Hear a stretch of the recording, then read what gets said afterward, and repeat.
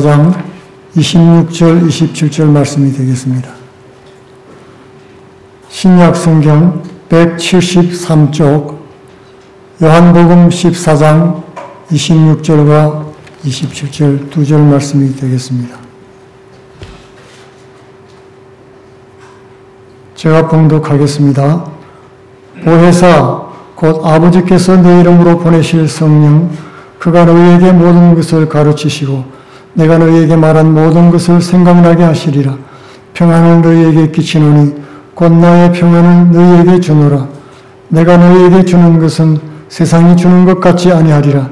너희는 마음에 근심도 말고 두려워하지도 말라. 아멘. 오늘은 이 본문 말씀을 통해서 평안을 너희에게 주노란 제목으로 은혜를 나누기를 원합니다. 오래전에 영국의 한 신문사 주최로 그림 미술 대회가 열렸습니다. 주제는 평안이었습니다. 참가자들은 저마다 평안에 대한 생각을 가지고 나름대로의 장면을 화폭에 다 담았습니다. 어떤 사람들은 고요한 숲속을 그리고 어떤 사람은 잔잔한 호수를 그렸습니다. 어떤 사람은 행복한 가정의 모습을 그렸습니다. 그런데 최우수작으로 뽑힌 것은 뜻밖에도 요란하게 떨어지는 폭포를 그린 그림이었습니다. 그 그림을 감상하는데 자세히 보니까 쏟아지는 급류 속에 바위 틈이 하나 있는 거예요. 그 틈 속에 자세히 보니 작은 새 한 마리가 차분히 앉아있는 모습이 보였습니다. 그 그림이 최우수 작품이었습니다.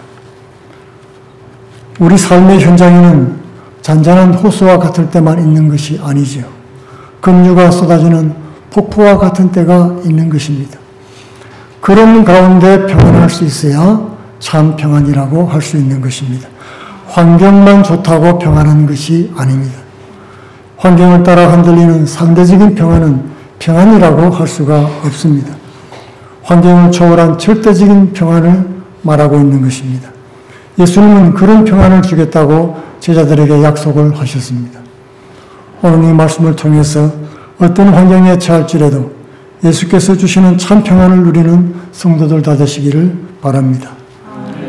첫째로는 세상의 평안과 예수님의 평안은 다르다는 것입니다. 오늘 본문은 예수님이 십자가 지시기 전날 밤에 제자들에게 주신 말씀이지요. 이제 십자가를 지고 죽으시고 부활하신 후에 하늘나라로 가야 되는 것을 말씀하고 계셨습니다. 제자들은 예수님과 영원히 헤어질 것 같은 예감이 들어서 불안했습니다. 그런 제자들에게 예수님은 보혜사를 보내주겠다고 약속했습니다. 그러면서 평안에 관한 말씀을 주신 것입니다. 오늘 27절 말씀에 평안을 너희에게 끼치노니 곧 나의 평안을 너희에게 주노라. 내가 너희에게 주는 것은 세상이 주는 것과 같지 아니라 너희는 마음에 근심도 하지 말고 두려워하지도 말라. 이 말씀만 들으면 당장 십자가 질 사람처럼 보이지 않지요. 예수님은 완전한 평안 가운데 계셨던 것입니다. 내일이면 십자가 지실 분이 지금 자신보다도 제사들을 염려하고 권면해주고 있는 것입니다. 예수님은 두 종류의 평안을 말씀했습니다. 세상이 주는 평안과 예수님의 평안입니다. 구별하자면 세상의 평안은 편안이라고 말할 수 있습니다. 예수님이 주시는 것은 평안입니다. 이 둘은 비슷하지만 완전히 다릅니다. 편안은 외적인 환경이 안락하다는 그런 육신적인 뜻이 있습니다. 그러나 평안은 외적인 환경을 초월해서 주어지는 영혼의 만족을 의미하고 있는 것입니다. 예수님은 편안이 아니라 평안을 주겠다고 약속하신 것입니다. 여러분은 무엇을 선택하겠습니까? 흔들리지 않고 편안한 침대라는 침대 광고가 있습니다. 그런 침대에 누우면 안락하고 잠이 잘 오겠지요. 하지만 100%는 보장할 수가 없습니다. 왜냐하면 아무리 좋은 침대에 누워도 마음이 불안하면 누워도 잠이 오지 않기 때문에 그렇습니다. 하지만 마음이 평안하면 딱딱한 마룻바닥에서도 누워서 단잠을 자는 것입니다. 물론 침대도 좋고 마음도 평안하면 좋겠지요. 하지만 무엇이 더 중요할까요?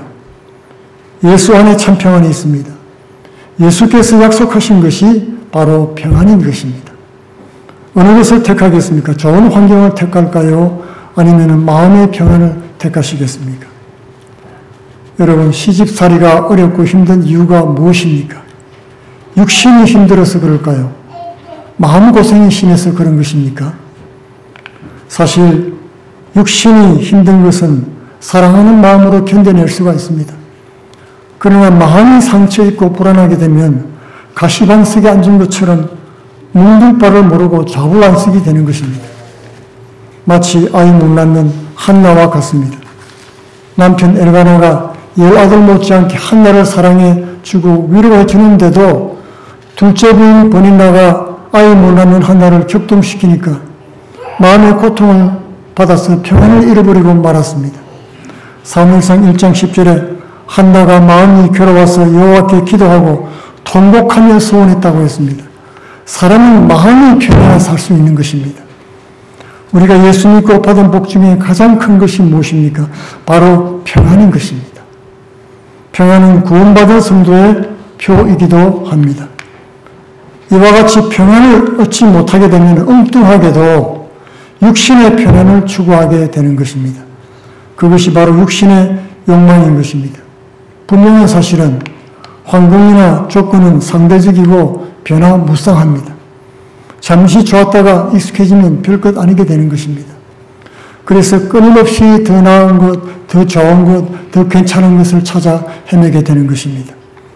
스펄전 목사가 한때 이런 말을 했습니다. 당신은 조금만 더 소유하면 나는 만족할 거야 라고 하지만 그것은 착각입니다. 당신이 현재 가진 것에 만족하지 못하면 비록 2배가 된다고 해도 결코 만족하지 못할 것입니다. 한 할머니가 로또를 샀습니다. 손자 이름으로 사서 하나씩 나누어 가졌습니다. 그런데 그 로또가 당첨이 된 거예요. 너무나 기뻐서 손자가 그 로또를 타서 반반 나누었습니다. 그러자 할머니 안색이 변했습니다. 그 로또는 원래 내 돈으로 샀으니 내 것이다. 그러니 다 내놓으라고 소송을 건 것입니다. 여러분, 가진 것이 적어서가 문제가 아닙니다. 육신의 안락은 끝이 없는 것입니다. 서 있으면 앉고 싶고 앉아 있으면 눕고 싶고 누우면 자고 싶고 우리 육신의 정욕은 늘 다고 하면서 끝이 없는 것입니다. 그러므로 우리는 육신의 안락을 편안함을 추구하기보다는 먼저 예수님의 평안을 마음에 구해야 되는 것입니다. 평안은 영원하고 천국에 속했습니다. 이 세상이 주는 것과 같지 않은 것입니다. 천국에는 완전한 평안이 있습니다. 그곳에는 더 달라고 요구하지 않습니다.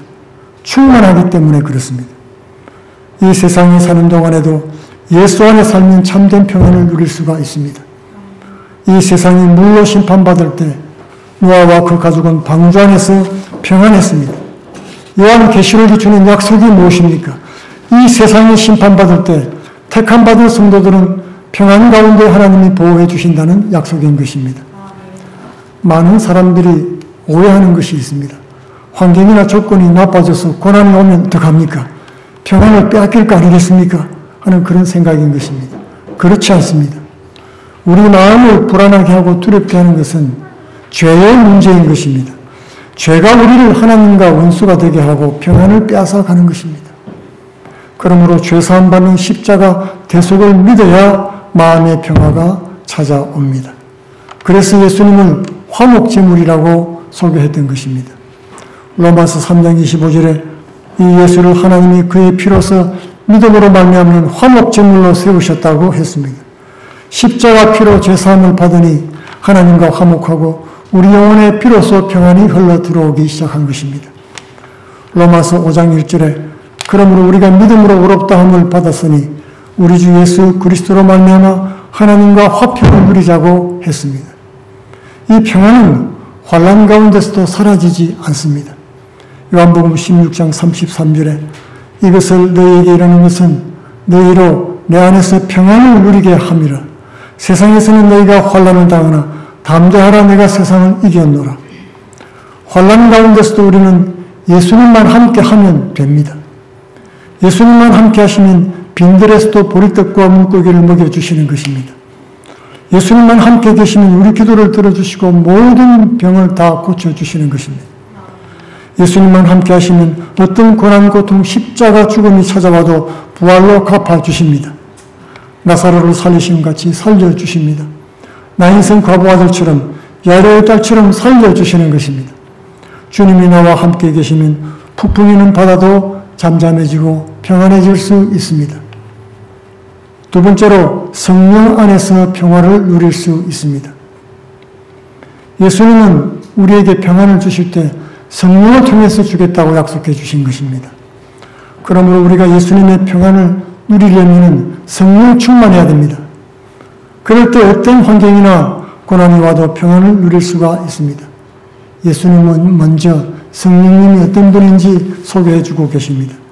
요한복음 14장 16절에 내가 아버지께 구하겠으니 그가 또 다른 보혜사를 너희에게 주사 영원토록 너희와 함께 있게 하리라. 성령을 보혜사라고 불렀습니다. 보혜사가 무엇입니까? 곁에서 도와주는 분이라는 뜻입니다. 그런데 또 다른 보혜사라고 했습니다. 먼저는 예수님이 지난 3년 동안 제자들 곁에서 돌봐주었던 보혜사였죠. 그런데 성령이 또 다른 보혜사가 되어서 예수님처럼 제자들 곁에서 도울 것이라는 말씀인 것입니다. 여기서 우리는 성령이 예수의 영이라는 사실을 알 수 있습니다. 예수님을 믿고 영접하면 그 영혼에 성령께서 임하십니다. 그리고 함께 하시는 것입니다. 요한복음 14장 17절로 그는 진리의 영이라 세상은 능히 그를 받지 못하노니 이는 그를 보지도 못하고 알지도 못함이라. 그러나 너희는 그를 아나니 그는 너희와 함께 거하시며 너희 속에 계시겠습니다. 이렇게 성령을 통해서 예수님이 우리와 함께 계시면 예수님의 평안이 우리 안에 머물게 되는 것입니다. 요한복음 4장에 보면 사마리아 여인의 이야기가 나옵니다. 결혼에 여러 번 실패하고 이 공고한 여인은 동네 사람들 보기가 부끄러워서 인적이 드문 한낮에 우물로 가서 물길로 갔습니다. 그곳에서 예수님을 만나서 예수께서 물을 좀 다오 하자 그 여자가 이스라엘 남자가 사마리아 여자인 나에게 물을 달라 합니까? 라고 물었습니다. 이스라엘 사람은 사마리아인과 상종도 하지 않은 때였기 때문입니다. 그때 예수님은 이 물을 마시는 자마다 다시 목마르려니와 내가 주는 물을 마시는 자는 영원히 목마르지 아니하리니 내가 주는 물은 그 속에서 영생하도록 솟아나는 샘물이 될 것이라고 했던 것입니다. 예수님을 구세주로 영접하면 영원 깊은 곳에서 생수가 솟아난다는 말씀인 것입니다. 이것이 바로 예수님이 주시는 평안인 것입니다. 성령의 생수가 그 속에서 흘러나와서 그 마음에 평안이 가득 차게 되는 것입니다. 그녀는 그 말씀을 듣고 예수님을 영접했습니다. 그러자 그 영혼에 샘솟는 평안이 흘러넘치기 시작했습니다. 그녀는 기쁨으로 충만해지고 물동이를 버려두고 이제는 거꾸로 동네 사람들을 찾으러 뛰어갔습니다. 그리고 예수님이 메시아라고 증거했던 것입니다. 예수님이 성령을 통해서 주시는 평안이 그 여인의 마음속에 흘러넘쳤습니다. 그러나 이렇게 성령이 우리 가운데 거하실 때도 세상 환란이 닥쳐오면 마음이 흔들리고 두려워할 수도 있지요. 마치 성령이 우리와 멀어진 것 같고 평안이 깨어진 것 같습니다. 그러나 성령은 결코 우리를 떠나지 않습니다. 예수의 영 성령은 세상 끝날까지 우리와 함께하겠다고 약속해 주신 것입니다. 그러므로 잠시 흔들리는 것처럼 느껴질 뿐입니다. 우리가 우리 안에 내주하시는 성령을 의지하고 기도하면 다시 성령 충만을 받고 금세 회복되고 평안을 누리게 되는 것입니다. 우리가 기도하지 않고 성령과 교제하지 않기 때문에 성령이 소멸이 되어서 그렇지 성령님은 결코 우리를 떠나가지 않으십니다. 마치 깊은 산속의 옹달샘 같습니다. 그 속에서 생수가 솟아나는 것입니다. 그런데 누군가 해코지를 하고 돌을 던지고 발로 휘적거리고 하면 흙탕물이 되고 말지요. 그러나 옹달샘 속에서 계속 생수가 올라오고 있기 때문에 잠시 후에는 다 정화되고 맑은 물로 회복되는 것입니다. 미국의 가수이자 배우였던 에델 워터즈라는 분이 계십니다. 그녀는 성폭행을 당한 소녀에게서 태어났습니다. 설렘가에서 불우한 어린 시절을 보냈습니다. 13세 때 결혼했는데 학대에 못 이겨서 이혼했습니다. 그러다가 나이트클럽 한 생일 파티에서 노래한 것을 계기로 가수가 되었습니다. 배우로도 활동하면서 한때는 꽤 유명하고 돈도 꽤 많이 벌었습니다. 하지만 세상의 부귀영화는 시간이 지나면서 시들어 갔습니다. 인기가 없어지면서 빚을 지게 되고 비참한 생활을 하게 됐던 것입니다. 그때 빌리 그레암 목사님 집회에 갔다가 예수님을 만났습니다. 그러면서 그녀는 변했습니다. 영혼을 짓누르던 모든 어둠과 분파가 사라지고 예수님의 평안으로 충만하게 됐던 것입니다. 그녀는 너무 기뻐서 빌리 그레암 목사님 집회를 따라다녔습니다.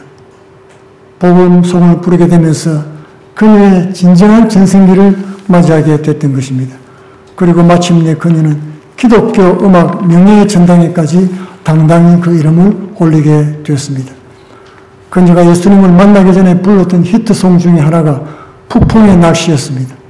많은 사람들이 그 노래를 다시 듣고 싶어서 신청을 했습니다. 그럴 때마다 그녀는 거절을 했습니다. 그러면서 이렇게 말했습니다.